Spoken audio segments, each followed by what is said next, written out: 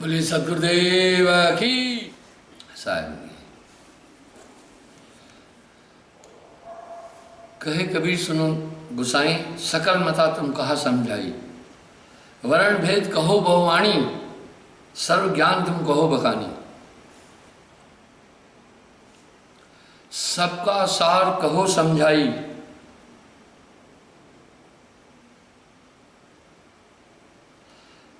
सावन भादो बरसे मेहा एते शब्द तुम कथे विधिया। बहुत आपने शब्द बोला मुझे समझाने के लिए।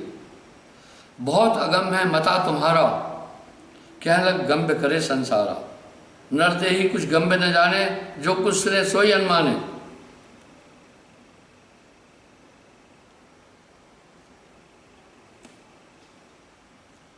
इसलिए मनुष्य इस संसार सागर में भटक रहा है विविध चीजों में। इसको कैसे समझाया जाए? धर्मदास जी बड़े पते की बात बोल रहे हैं। तब सदगुरु वचन उचारा, संधर्मन प्राण प्यारा। हे धर्मदास जी, मैं तुम्हें बताता हूं, ध्यान से सुनो। कोटि ग्रंथ ज्ञान हम बागा, सुन के तुम भेद अंतर रखा। तभी भी तुम्हें समझ में नहीं आया। आप सोचें, पुण्य टकसार में कहो अमानी, सो धर्मन तुम मन नहीं मानी। बीजक ज्ञान में कहो अर्थाई, सो तुमने चित एक नाई। कह रहे मैंने इतना समझाया, सुनो। चौथे मूल ज्ञान में आवा, सर्व लोकन का भेद बताया। समस्त लोगों का समस्त रहस्य तुम्हें बताया। बिन प्रतीत काज ना होई, श्रद्धा बिना जीव जाए बुगोई। कह रहे बस विश्वास के बिना कुछ काम नहीं होगा। कर प्रतीत मिलाऊं तो ही। मैं कई बार उल्लेख दिया है, यही गोस्वामी जी भी बोल रहे हैं। कहो कवन सिद्ध बिन विश्वासा।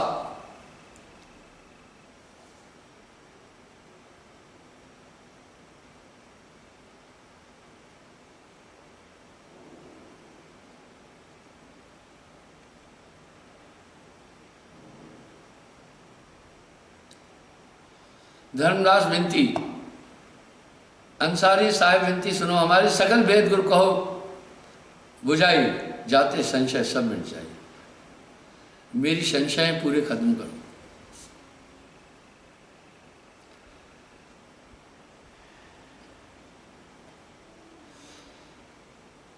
आदि अंत मत गत सोई, सब कहो राखो मत गोई। कुछ भी नहीं छिपाओ मुझसे। तब साहेब बस वचन उचारा, सुन धर्मन प्राण आधारा। तब साहेब ने कहा, हे धर्मदास सुनो।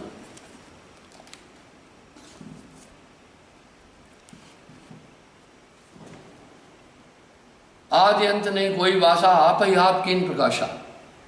इसलिए कहा भी जाता है, शुरू में वो था, न पानी था, न पवन था, न सृष्टि थी, कुछ भी नहीं था। साहेब हते और नहीं कोई, शिष्य गुरु हते नहीं कोई। तैवा होत गुरु नहीं चला। ये सब कुछ नहीं था। इतना बड़ा रहस्य इस ब्रह्मांड को भक्ति क्षेत्र में साहेब ने दिया। मैं बार बार एक चीज को स्थापित करने की कोशिश करता हूं। इतनी बड़ी शख्सियत को ब्लैकआउट किया गया।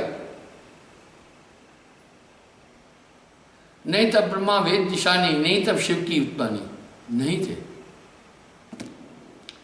नहीं तब विष्णु ने निरंजन लाया, नहीं तब अक्षर सृष्टि निर्माया। ओमकार भी नहीं था, विष्णु जी भी नहीं थे। नहीं तब अतीत पुरुष करताना, नहीं तब रचे लोक और नामा। ये भी नहीं थे। नहीं सृष्टि, नहीं सृजन हारा, नहीं कुछ सार, नहीं कुछ सारा, कुछ नहीं था। नहीं नरसिंह न कल की दाई, गुरु और शिष्य बताऊं का। पिंड ब्रह्मांड तब ना था, नहीं लोक विस्तार, पुरुष एक निश्चय लता, जिनकी सकल वो था। सत्य सोई जो विंशे नहीं, जिसका किसी भी देश काल में कभी नाश नहीं होता, वो सत्य। इसलिए उन्हें सत्पुरुष कहते हैं।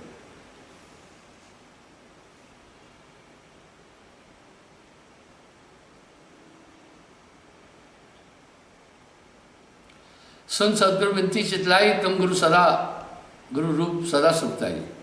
ब्रह्मा देवता वेद विचारा सोहम बूझे हृदय मझारा। आपने जो बातें बताई मैं समझा। चार वेद तह चारी, चारों धाम गुरु कहो चारी, इसलिए चार धाम। सर्व ज्ञान गत तुम भागा, चर अक्षर थाप जो राखा। आपने सब बताया। यही भेद विरंच विचारा, सोई आठों योग पुकारा। सोई सकल मुनिन ठहराई, सोई सुखदेव संसार सुनाए। सोई पुरुष तुम ही कहो, अब चीनो जे माए, तुम काहे को आयो सोई बताओ था। वाह, ऐसा ही सवाल मुझसे भी किया। धर्मदास ने कहा वो भी तो यूं ही कह रहे हैं, वेद भी कह रहे हैं, तुम क्यों आयो हो? मुझसे एक आदमी ने एक सवाल किया, क्या कबीर साहब से पहले परमात्मा का संदेश नहीं था?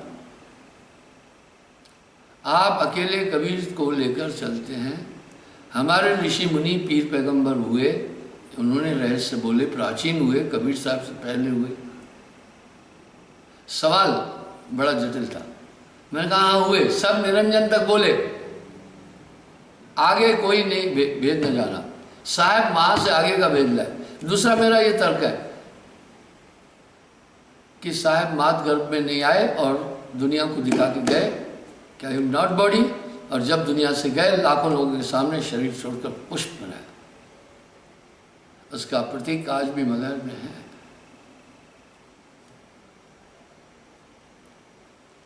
तब सतगुरु बोले, भैसाई धर्मदास बोलो लड़काई। बच्चों वाली बात कर रहे धर्मदास।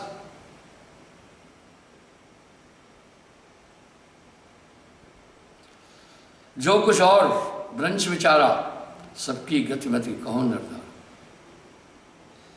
जो ब्रह्मा जी ने चार वेद पर कहा वहीं पर पूरी आइडियोलॉजी पूरी दुनिया की निरंजन तक जा रही है। अब यहां एक रहस्य सुनो।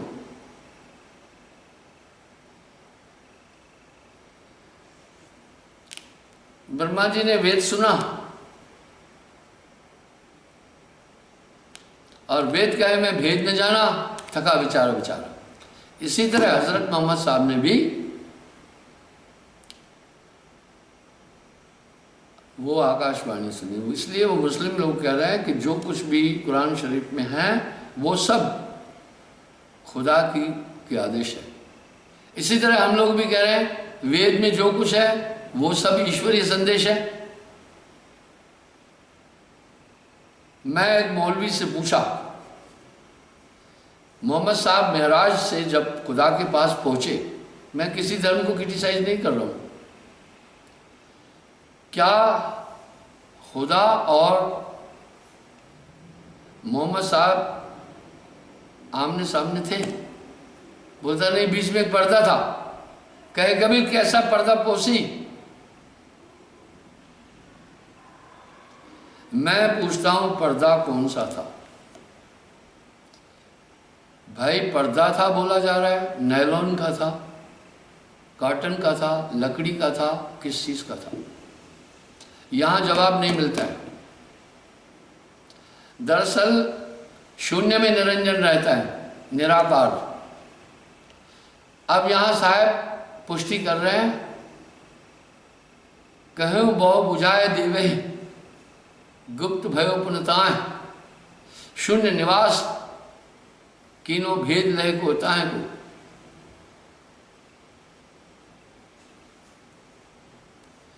इस तरह आदि शक्ति को समझाकर निरंजन ने कहा मैं शून्य में वास कर रहा हूं, मुझे कोई नहीं देख पाएगा। इसलिए उसे अलग भी निरंजन भी कह रहे हैं।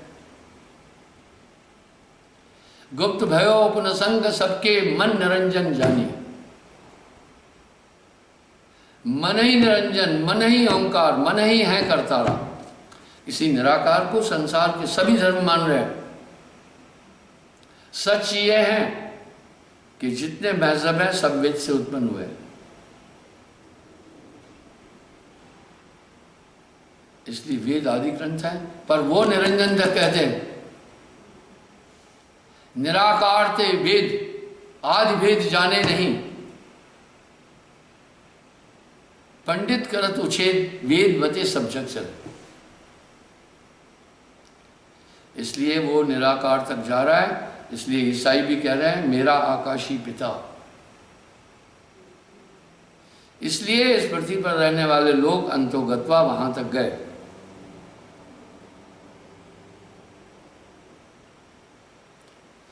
सोई सकल मुनिन ठहराई, सोई सुखदे संसार सुनाई। सोई पुरुष तुम्हीं को कहो, हम चीनो जे माए, तुम काहे को आयो, सोई बताओ बताएं। यही कह रहे हैं धर्मदास जी, ये ऋषि मुनियों ने भी कहा निराकार का, वो परमात्मा का वही था, आप भी कह रहे हैं, तो तुम क्यों आए फिर?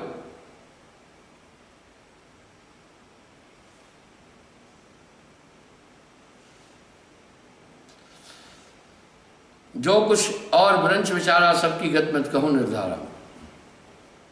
बोला मैं तुम्हें बताता हूं। कहा कहो मैं कह डराऊं, ताते उत्पत्त कहत लगाऊं। क्या बताऊं कि दुनिया मानेगी नहीं। तब नहीं होत पिंड ब्रह्मंडा, तब ना हते पृथ्वी नौखंडा। तब नहीं लोक दीप की बानी, तब नहीं जीव जंतु उत्पानी। कुछ नहीं था। तब नहीं पुरुष और प्रकृति, तब नहीं गौरी गणेश और शेषा, ये भी नहीं थे। तब नहीं ब्रह्मा विष्णु महेशा, तब नहीं गौरी गणेश और शेषा। तब नहीं ज्ञान ध्यान और ज्ञानी, तब नहीं वेद कितने भी निशानी, वेद कितने भी नहीं थे। तो मोहम्मद साहब ने अगर सुना वेद, ब्रह्मा जी ने वेद, समुद्र मंथन से वेद निकला। वेद क्या किताब निकली, क्या वाणी निकली। चारों तरफ से चार वेद, चतुर्मुख ब्रह्मा चारों वेद सुने। इसी तरह वही बुद्धि बहुत उस समय आदमी की शुद्ध थी, याद रहता था। अभी आदमी पाप करता है इसलिए उसके चित्त में विस्मृति है। जब वेद में अशुद्धि आने लगी तो वेद व्यास जी ने वेद लिखा था, पहले वेद लिखा नहीं गया, वाणी थी। इस तरह से सभी धर्म, गण गंधर्व ऋषि मुनि और देवा सब मिल करें काल की सेवा। पुष्टि दे रहा हूं। पीर पैगंबर कुतुब औलिया, बड़े बड़े पीर पैगंबर कुतुब औलिया, काल निरंजन सबको दे दिया। सिद्ध साधक और जोगी जति, वाह सिद्ध साधक। जाय निरंजन माय समाये, आगे का कोई भेद न पाए। साहब कह रहे कोई आगे नहीं गया, उसके आगे भेद हमारा। जानेगा कोई जानन हारा, कहे कबीर जानेगा वाही, जा पर कृपा सदगुरु की हुई। उस समय एक ये चीज चली कि छुआछूत चरम पर थी, इसलिए कबीर साहब को एक अछूत ठहराया गया, जिससे इसकी वाणी नहीं। शूद्र के शब्द सुनो ना भाई, उसके शब्द भी नहीं सुनना, उपदेश भी नहीं सुनना, ये ऐसी कुरीतियां थी। इसलिए वो उनका पूरा पूरा वृतांत उस तबके ने दबा दिया और अपना प्रचार हाई किया। इसलिए आदमी अंधकार में रहा। मैं एक बात बताना चाहता हूं, मैं पूरे विश्व का भ्रमण करता हूं। मैंने पूरी धरती की परिक्रमा की है, फिजिकल भी, प्लेन से।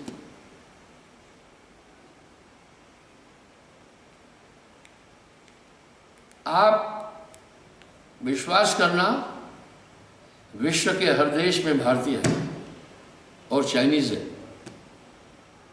पाकिस्तानियों की क्रेज नहीं है, चाइनीज है हर जगह, भारतीय है हर जगह। पूरे विश्व की जनसंख्या 700 कुछ करोड़ है, उसमें 18 पॉइंट कुछ भारतीय है पूरी दुनिया में, यानी हम करीब 20% दुनिया में हम हैं। पूरी दुनिया की पॉपुलेशन का हम 5वां हिस्सा हैं। और साहेब की शिक्षा को मानने वाले पूरे विश्व में 50 करोड़ से ज़्यादा लोग हैं। कनाडा में जाओ वहाँ हैं, अमेरिका में जाओ वहाँ हैं। मेरी वहाँ भी उन लोगों से बातचीत होती रहती है। तो ये शख्सियत नॉर्मल नहीं थी।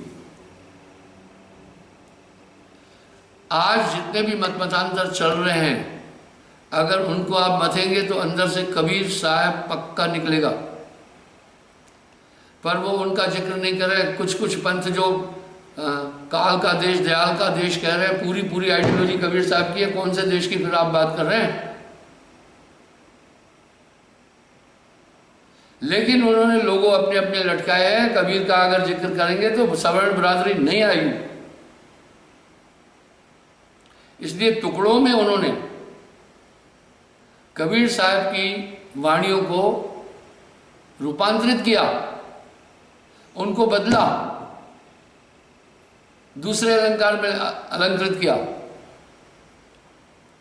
मैं आपको एक बात बताता हूं, मैं घमंडी नहीं, मैं अहंकार से बचता हूं। गर्व न कीजे बावरे, गर्व हितहरी आहारी, खा जाएगा ईश्वर तुम्हें। इसलिए उसे कुप्रिया भी बोलते हैं, कुफ्र को खाने वाला। गर्व हित रावण गया, पाया दुख भारी। मैं तो वाणी को सत्य रूप से रखता हूं। इस तरह से जितने मतमतांतर आज अध्यात्म और संतत्व की धारा की बात कर रहे हैं, पूरे कबीर साहब की नकल करते हैं। हाँ, कुछ पंथ है साफ साफ कहते हैं कि हमारा अधिष्ठा कबीर साहब है। उदाहरण के लिए जगजीवन साहब कोटवा के पंथ में वो मानते हैं कि जगजीवन साहब को गर्भ में कबीर साहब ने ज्ञान दिया। दादू पंथी भी स्वीकार करते हैं ये। भीखा साहब को मानने वाले, गरीबदास जी को मानने वाले ये स्वीकार करते हैं। अगर पूरा मंथन करेंगे तो कबीर साहब निकलेगा। मैं आपको एक उदाहरण देता हूं, मैं अहंकार से नहीं कह रहा हूं। कबीर साहब की 600वीं जयंती थी। मुझे उसमें मुख्य अतिथि के रूप में बुलाया गया था। मध्य प्रदेश की बात है। गांधी भवन में 3 दिन का समारोह था, शासकीय अवकाश था। उस आयोजन में मैंने अपने विचार रखे थे। बंधुओं, प्रेस कॉन्फ्रेंस में कबीर शताब्दी वर्ष के अवसर पर पत्रकारों ने मुझसे बहुत बड़े प्रश्न पूछे। अफसोस ये था कि उस समय ये इंफॉर्मेशन टेक्नोलॉजी इतनी हाई नहीं थी, मोबाइल इतने नहीं प्रचलित थे 22 साल पहले। हाँ, थोड़ी बहुत रिकॉर्डिंग जो वो किए शासकीय तौर पर। मुझसे एक सवाल पूछा, मुझसे उन्होंने पूछा कि आपके पंथ की उपलब्धि क्या है। मैंने कहा मेरे पंथ की 2 उपलब्धियां हैं। सबसे पहले कश्मीर से कन्याकुमारी, मैं कन्याकुमारी भी गया हूँ, कश्मीर भी गया हूँ। कच्छ से कोहिमा, नॉर्थ ईस्ट, मैं कच्छ भी गया हूँ, कोहिमा साइड भी गया हूँ। अगर पूरे भारत का भ्रमण करोगे तो कबीर पंथ में सिर्फ दलित वर्ग और पिछड़े लोग मिलेंगे।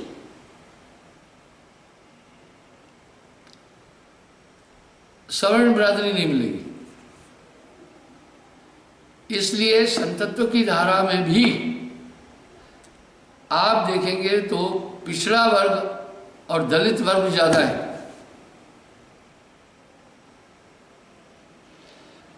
अब यहां सवाल उठा,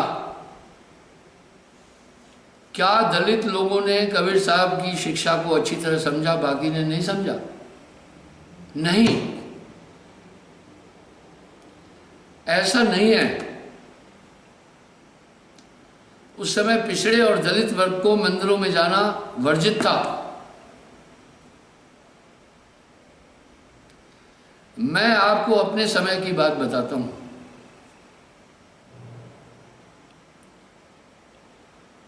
हमारे गोंडा आश्रम में मेरे गुरुदेव तो महान पुरुष थे, पर मध्य प्रदेश यूपी में छुआछूत है। कुछ यहाँ से बेचारे हरिजन लोग आए जो सेना में मेरे साथ नौकरी करते थे। आप मानेंगे, कुएं से पानी वो नहीं निकाल पाते थे, मैं निकाल करके देता था। तो वो बेचारे कहते थे आपने मुझे रास्ता दिखाया, आप हमारी सेवा करें। भोजन उनको अलग दिया जाता था। फिर मैंने ये प्रथा वहां धीरे धीरे तोड़ी। छुआछूत चरम पर थी, बहुत चरम पर थी। मैंने एक उल्लेख और किया है, मेरा जिला सीहोर, उज्जैन और भोपाल के बीच में, तो मेरे गांव में मिडिल स्कूल था, पड़ोस के गांव में प्राइमरी स्कूल थे, तो वहाँ के लोग प्राइमरी के बाद में हमारे गांव में एडमिशन लेते थे। तो एक कमल सिंह हरिजन दलित वर्ग से था, हमारी क्लास में उसको टेबल और डेस्क अलग से दी थी 6ठी कक्षा में, और कक्षा का कोई विद्यार्थी उनसे बात नहीं करता था। मैंने तब भी उसको मित्र बनाया था। ये मेरी विचारधारा प्रारंभ से है। नाम उसका था कमल सिंह, रहने वाला था गोदरमऊ का। बाद में वो इंस्पेक्टर बना पुलिस में, फिर जमीनी विवाद में उसका मर्डर हो गया। मैं करीब 50 साल बाद फिर उससे मिलने के लिए गोदरमऊ गांव गया। मैंने कहा भाई ये कमल सिंह था, चेचक के दाग थे उन्हें, मेरे साथ पढ़ते थे, उनका घर कहाँ है? मुझे उनका घर बताया, वहाँ उनका बेटा मिला, सेम कमल सिंह की तरह था। तब मैंने पूछा कमल सिंह, बोला उनका मर्डर हो चुका है। तो उससे कोई बात नहीं करता था, मैं उसे मित्र बनाया। इतनी छुआछूत थी। इसलिए जानकर कबीर साहब को जुलाहा बनाया गया और कुंवारी ब्राह्मणी का बच्चा बनाया गया। कुंवारी ब्राह्मणी का बच्चा एक गलत शब्द होता है हिंदू धर्म में। ये षड्यंत्र साहित्य जगत में भी किया गया ताकि वो तब, इसलिए सिर्फ निचले तबके ने कबीर साहब को क्यों अपनाया, वो साहब की वाणी उन्हें संरक्षक लगी। जात पात होकर नहीं आए, झगड़ा जग में फैलाए, जात पात का चिन्ह न कोई, कैसे दूसर जाति होई, आदि आदि शब्द के साहब के शब्द। तो उन्होंने देखा कि इस मत में हमें संरक्षण मिल रहा है, तो मैक्सिमम लोग चाहे बिहार में जाए, यूपी में जाए, झारखंड में जाए, कहीं भी जाए, महाराष्ट्र में जाए, यही था, गुजरात में जाए, यही था।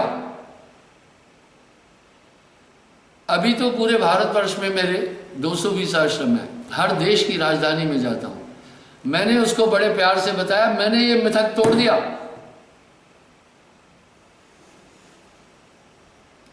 मैंने कम से कम 3-4 लाख ब्राह्मणों को दीक्षा दी, उनको बताया what is the ideology of the Kabir and what is the Kabir. मुझे खुशी है उन्होंने उस भक्ति को इतनी दृढ़ता से पकड़ा। एक मेरा ब्राह्मण सत्संगी था, उसके रिश्तेदार ने पूछा तुम जाकर साहेब बंदी में पहुंचे, धर्म बदल दिया क्या? ये स्थिति है। इसलिए एक लाभी ने पुरजोर ताकत से कबीर की वाणी को ब्रेकआउट किया ताकि समाज उस तरफ नहीं जाए। अगर गया तो उनके रोजगार पर बहुत बड़ा असर पड़ना था। मैंने पत्रकार को यह बात बोली कि प्रभु की कृपा से मैंने ये मिथक तोड़ा। 3-4 लाख ब्राह्मणों को मैंने दीक्षा दी, 3-4 लाख क्षत्रियों को दीक्षा दी, 3-4 लाख महाजनों को दीक्षा दी, और 3-4 लाख ही पिछड़े दलित उन लोगों को दीक्षा दी। आपको मैं एक बात बताना चाहता हूं, राष्ट्र के लिए हम बहुत बड़ा काम कर रहे हैं। जितना हमारे देश का नुकसान जातिवाद और छुआछूत के कारण हुआ है, इतना किसी चीज से नहीं हुआ। इतना तो अहमद शाह अब्दाली, तैमूर लंग, नादिर शाह इतना नुकसान नहीं पहुंचा पाए जितना हमारे धर्म को छुआछूत ने नुकसान पहुंचाया। आज भारतीय उपमहाद्वीप में 50 करोड़ मुसलमान हैं।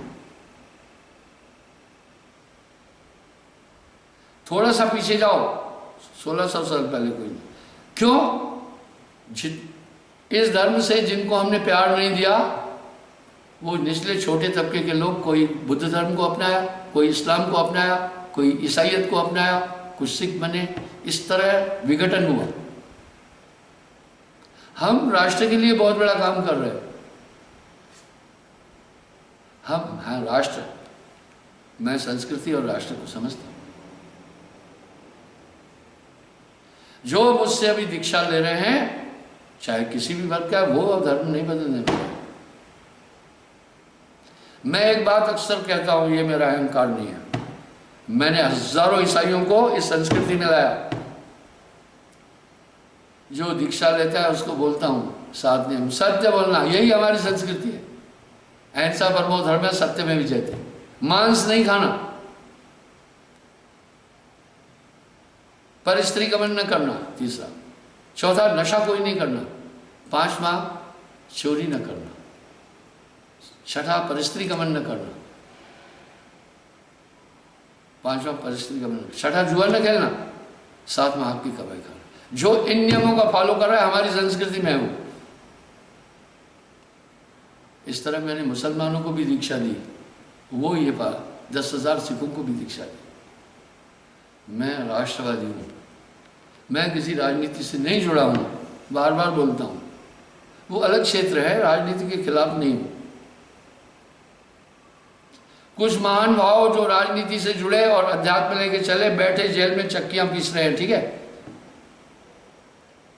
भारतीय राजनीति की स्थिति ऐसी है कि यहाँ की पब्लिक एक बार एक को चुनती है, फिर थोड़े दिन में उसको नॉकआउट करके दूसरी गवर्नमेंट आती है। फिर वो चुनते हैं, ढूंढते हैं हमारे पक्ष के कौन है, विपक्ष के कौन है, हमारा वोट कौन काट रहा है। इसलिए भैया, कबरा खड़ा बाजार में मांगे सबकी खैर, ना काहू से दोस्ती ना काहू से बैर। हमें अपना काम करने दीजिए, हम मानव कल्याण के लिए काम कर रहे हैं। राजनीति मेरा क्षेत्र नहीं। हाँ, कोई भी आ जाओ, वेलकम। नहीं आए तो भीड़ कम, पर मैं किसी का अपमान नहीं करता। बड़ी बड़ी शख्सियतें मुझसे जुड़ी हुई है। मैं न तो किसी चीज का दुरुपयोग कर रहा हूं, न कुछ कर गुजरान गरीबी में। पर यह मिथक तोड़ा मैंने।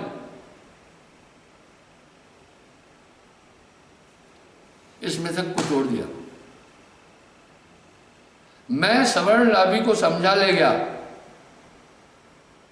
What is ideology of the संत कबीर। इसलिए आप भारत में भी देखना, जो संत मत की धारा कहने वाले 95% उनमें सिर्फ पिछड़े और दलित वर्ग के लोग हैं।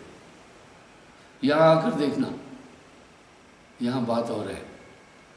जात पात होकर नहीं आए, झगड़ा जग में फैलाए, जात पात का चिन्ह कैसे दूसरे जाति हुई। साहब ने लताड़ा इन सब चीजों को। एक तरफ तो हम कह रहे हैं आत्मवतम सर्वभूतेषु, सब में परमात्मा का वास है।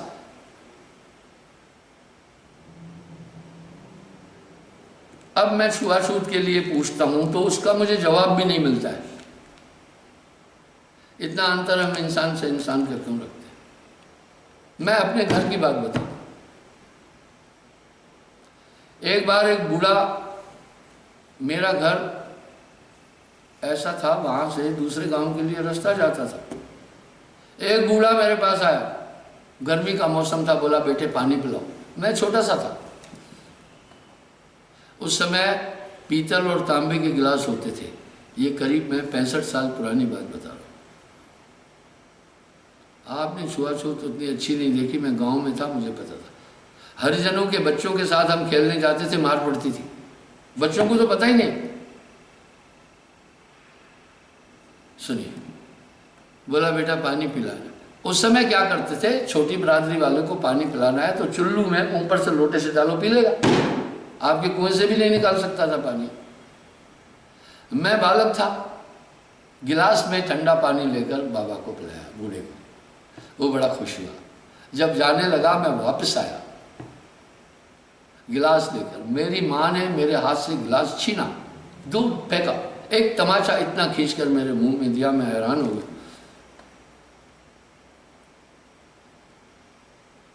बोला आप ये गिलास चौके में ले जाएंगे, उससे तुमने पूछा नहीं कौन जाता है, पहले जात पूछो फिर बात करो। ऐसी संस्कृति थी और जात के नाम से पुकारते थे। अभी धीरे धीरे थोड़ी परिस्थिति बदल रही है। मैं हैरान और चकित, रोया नहीं, मैं देखता रहा। मैं क्या सोचा, जाते हुए बूढ़े को देखा, गिलास को देखा, मां को देखा।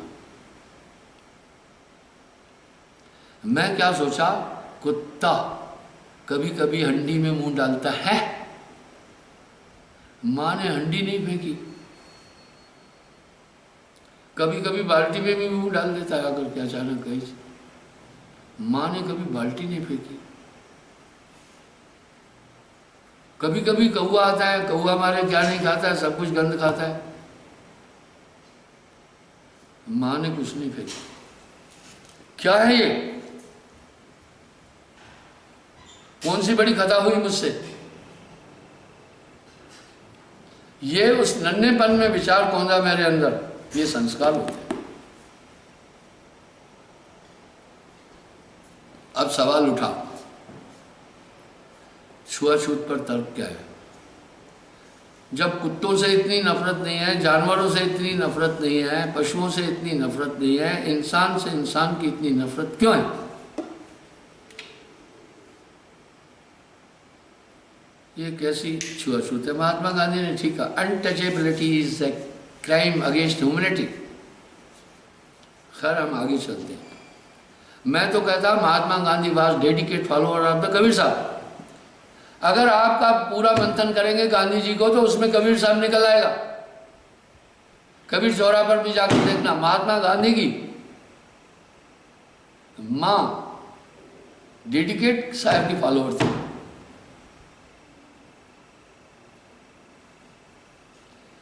अभी भी उनके यहाँ उन्होंने घर में लिख रखा था, श्वास श्वास प्रभु समझ ले, वृथा श्वास ना कोई, ना जाने कि श्वास में फिर आवन होए ना होए। मैं यहाँ धर्मांतरण करने नहीं आया, मैं तो यहाँ धर्मिष्ठ बना रहा हूं। सत्य समान धर्म नहीं आना। तो इस तरह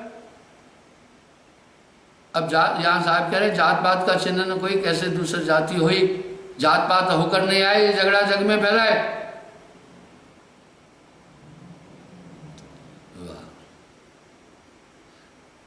जो तू तुर्क तुर्क नहीं जाया, पेट में सुन्नत क्यों न करा, ये मालिक की तरफ से नहीं है, ये इंसानों ने किया।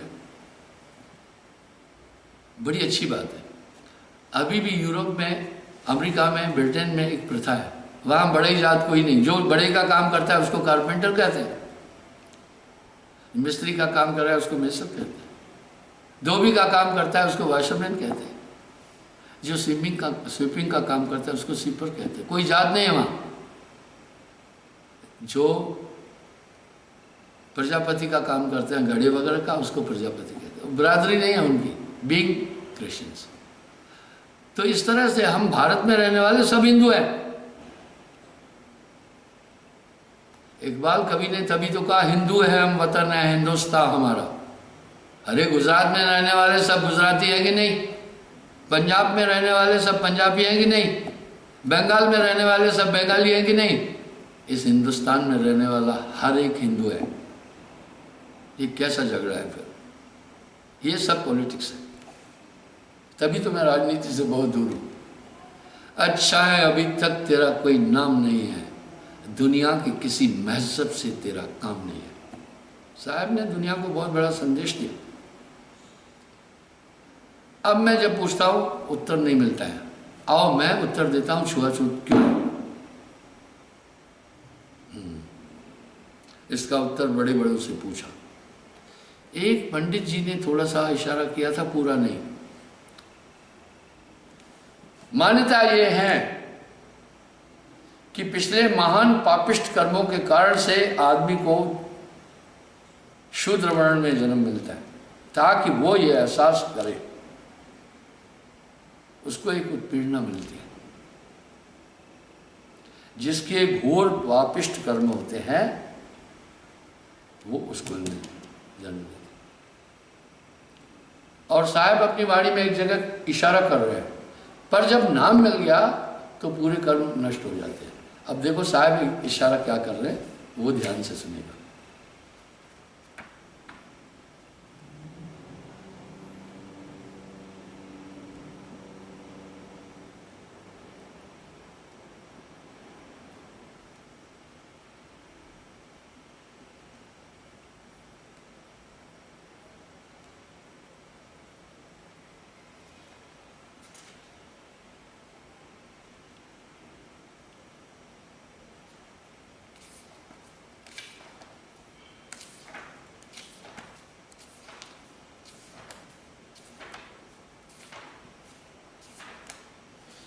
बात पते की हो ना, ज्ञानी से ज्ञानी मिले, हुए ज्ञान की बात, मूर्ख से मूर्ख मिले तो बाजे लातम लात, फिर गधों की तरह लातम लात बजती है, वहां चुप रहना है, उठ के चल पड़ो वहां से।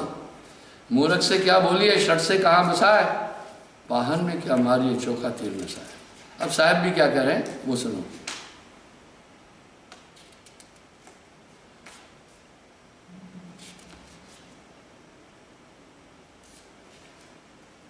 ध्यान से सुनिए, समय भी हो गया पर इतना कह दूंगा। सुन धर्मदास, मैं सत्य बताऊं, भाव सागर का भ्रम मिटाऊं। सुन धर्मदास, भक्ति पद ऊंचा, इन सीढ़ी कोई बिरला पहुंचा, भक्ति पद बहुत ऊंचा है।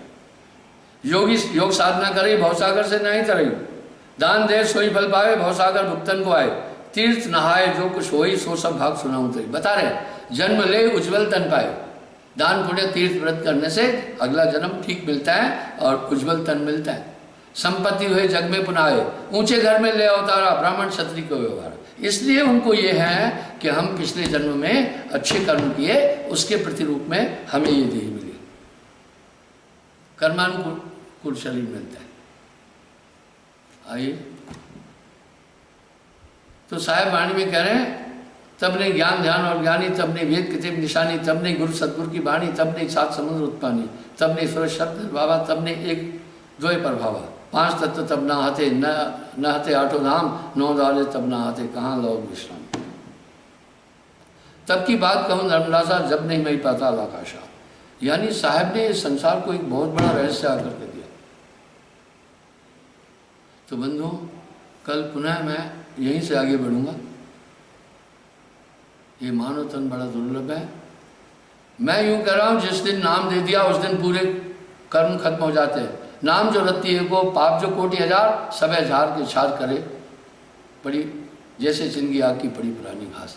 अब देखो यहाँ साहब क्या करें। मैं कह रहा चलो ठीक है, इसको पिछले जन्म के अनिष्ट कर्मों के कारण से ये देही मिली, पर नाम की प्राप्ति के बाद में तो सब खत्म हो गया ना। यही बात साहब कह रहे हैं। नाम बिना हृदय शुद्ध ना हो, कोटिन भान करे जो कोई, नाम बिना मूर्ख सो कहिए, नाम बिना पापी सो लइए। वो एक ऊर्जा आती है, उससे अंतःकरण शुद्ध कर देता है। कर्मों का वास आपके अंतःकरण में है और इसलिए आपका अंतःकरण बदल गया। इसको बदलना बहुत मुश्किल है। और नाम जबे नाम हृदय धरा भया पाप का नाश, जैसे चिंगी आग की पड़ी पुरानी घास। अच्छा भारती होगी साहेबंदी, कल पुनः मैं हाजिर हो जाऊंगा।